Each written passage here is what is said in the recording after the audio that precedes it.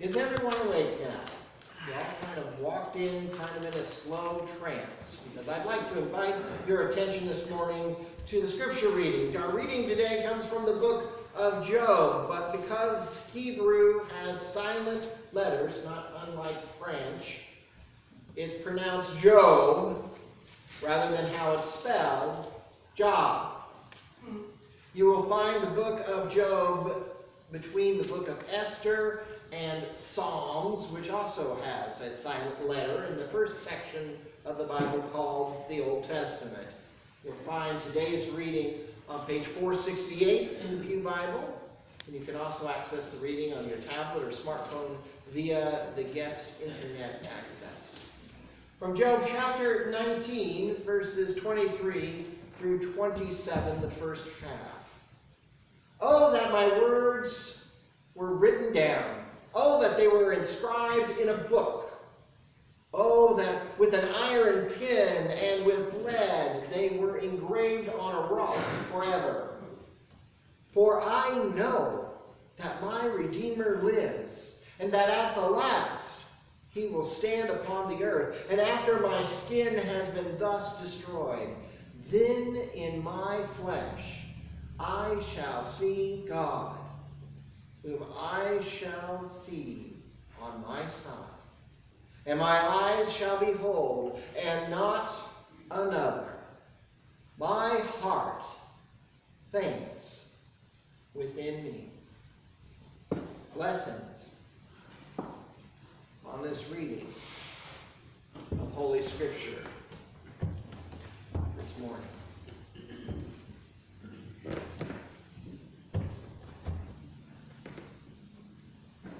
Now, in my 43 years of being on this planet, it has been easier for me to be a Dallas Cowboys fan than to be a Chicago Cubs fan. Victory seems so much easier in the National Football League East than in the Central Division of the National League of Major League Baseball. Good times and postseason appearances are more likely with one of my teams rather than the other. And being a faithful fan during a good season requires a whole lot less effort than proudly wearing the fan gear as loss after loss amounts and those postseason hopes and dreams fade into the impossible. Year after year after year, to sometimes as many as 108 of them in one case. But a disastrous season of baseball is nothing compared to the story of Job. Job had it all. We read at the beginning of this odd book, which is mostly conversations between Job and three of his friends who are not really very good friends at all. And Job had it all. He was righteous too. He was so righteous, he was worried about his kids' parties doing something wrong and making sure there was something that was done about it, whether a sacrifice or some offering given to God. He was virtuous. This seemed to be favorable to Job because Job's wealth and influence and property increased year after year, month after month. The good times were really good to Job. While we find out at the beginning of the book of Job what's exactly going on here between God and the Satan, who, by the way, in the book isn't malevolent or evil, but is a part of God's court. He's like a prosecuting attorney or a district attorney. And God and the Satan, the accuser, the attorney general, made a bet regarding Job's faithfulness when adversity would strike. And most of that book is about Job's friends trying to find some justification that Job's guilty of that deserves the setbacks and misfortunes. His misfortunes begin with the house collapsing, the roof collapsing on his own children while they were at a party. And then one after one, a surviving person from disaster after disaster runs into Job. His livestock manager comes in and is stolen and killed. And then suddenly, even with all this, Job did not doubt his faith. So Satan again approaches God and says, well, that didn't work. But I tell you what, if you affect Job's health, if you get him in his body, you took away his things, that's okay, but get him with his body, and that fails, he'll surely refuse you. And so Job is given painful sores that are oozing, and he's scraping them with a pottery shard. And Job's wife, her solution to the midst of a house that collapsed, livestock that has been ran off, and now open sores, she's kind, she's considerate. Curse God and die. Job, just do it. And yet Job refused. Job refused to go down that path on his faith. And when those friends arrived, they did the best thing they could do. They were shocked by his appearance and the misfortunes that betook Job. And for a week, they did the best thing. They didn't say a word.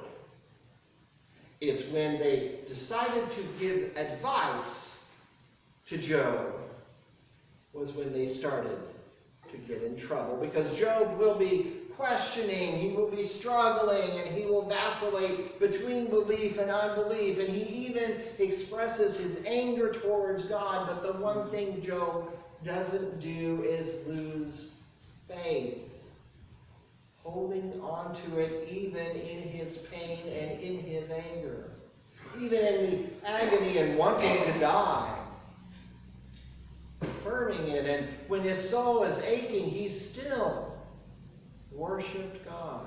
And our passage this morning is just part of that conversation, is a moment where Job is truly expressing his disappointment with God. I want it in evidence. I want it written down. Not only do I want it written down, I want it on a stone engraved in lead. And what he wants engraved. I know that my Redeemer lives. The power of enduring faith despite dire current circumstances and expressing that fervent desire to see God face to face. Over and over again, Job demands that. Eventually, we find out Job gets to. When God doesn't seem to perform as that mix of servant, butler, and Santa Claus that we all like to have as a God, bestowing our every request and easing our every pain or inconvenience, what will your faith say when God is no longer your butler?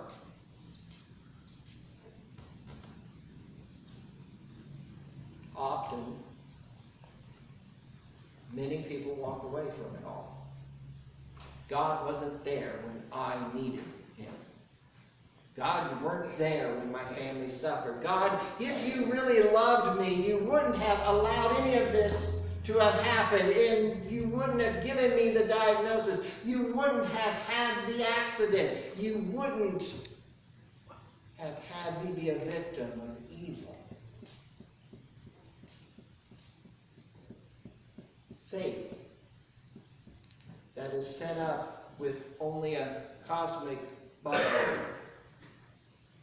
will become very weak very quickly. And here is the really odd thing about what Scripture tells us about God when that suffering, when those circumstances, when the diagnosis, when the accident, when the evil occurs, when you're not looking for God as the cosmic butler, God, the wounded healer, appears. As Job is pleading over and over to his friends who said, you must have done something, you must have done something, you must have done something. And he says, no, no, no. And his friends are, well, shall we say, hell-bent on finding Job's guilt. God connects meaningfully and profoundly, not at the easy times, but rather at Job's lowest point. But that's where God shows up in the story. For at the lowest point in your life, you don't really need a butler. You need a Savior. You need a Redeemer. You need one that's alive. When it's easy for us, it's often even easier for us to take all the credit for it. Well, of course, I'm blessed. I've done well. When it's difficult for us, we tend to try to find the name of the God there is to blame for it. It is faith that will remind us again and again that in the worst moments, in the worst situations, in the worst of circumstances that life can give to us, there is a God who still redeems us. Because redeemers provide the necessary tools for redemption. They provide the renewal. They provide the hope. They provide the persistence that will be required to rebuild ourselves from the brokenness we find ourselves in, from the sadness we are confronting, from the despair we are living with. Because good time gods will always lead to big time disappointments. They die just at the moment when we really need them to live for us. Nowhere to be seen, nowhere to be found, and definitely never going to face us face to face. Knowing we can face trials with a Redeemer, a wounded healer, gives us the faith necessary to carry us in life. There was probably no greater trial in life than being a teenage Jewish prisoner in a Nazi concentration camp. Elie Wiesel, a Holocaust survivor, recalls, and I encourage you to read at some point the book Night that writes about this, but he recalled in an interview about an experience with his fellow men in the barracks in the concentration camp. They had decided to have a trial with God as defendant for the daily horrors of life in the camp. All of the men had been men of faith before they had been arrested by the Nazis. But they decided that they would put God on trial for abandoning them and the Jewish people. Wiesel was just a teenager at the time, but was asked to witness these proceedings, the case of the Jewish people versus God. And the charges were brought by the prosecutor one by one. God's people had been torn from their homes. God's people had been separated from their families. They'd been beaten, abused, murdered, and even burned in incinerators. Now, someone gave a defense for God, but when the trial concluded, God was found guilty of abandoning his people, and perhaps even maybe guilty of not existing. At the conclusion of the trial, there was this rather dark and profound silence among the assembled men in the barrack. Then the men realized it was nearly the time for evening prayer to begin. And these men who found guilty of war crimes, found guilty of abandoning them in their hour of need, these same men continued the practice that had strengthened them while they were not prisoners. They began to pray their evening prayers. God doesn't get angry when you are angry at God. And God may not answer you as you would desire God to answer you. But there is nothing God cannot redeem. When you feel God has abandoned you, do you yet pray? Job did. And those men in that barracks of the Nazi concentration camp did. Not because God provided every desire or their request, but there is no power greater than a Redeemer who lives. Faith is abandoned so easily when it really seems unnecessary.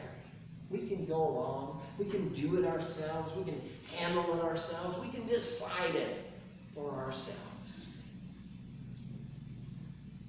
But faith is suddenly needed when we find ourselves not being able to do it, not being able to handle it, and not being able to decide. Faith is there and is needed when you can't live without it. If you're familiar with Downton Abbey, you know the butler was the head of the servants, and a butler serves as long as they satisfy. Redeemers are a different story altogether. Redeemers provide whatever is needed to restore and to rebuild. Disciples of Jesus Christ dismiss their butler gods. Disciples of Jesus Christ live by faith in a God who redeems, a God who we will one day encounter face to face. A God with open and yet wounded arms to embrace you. Amen.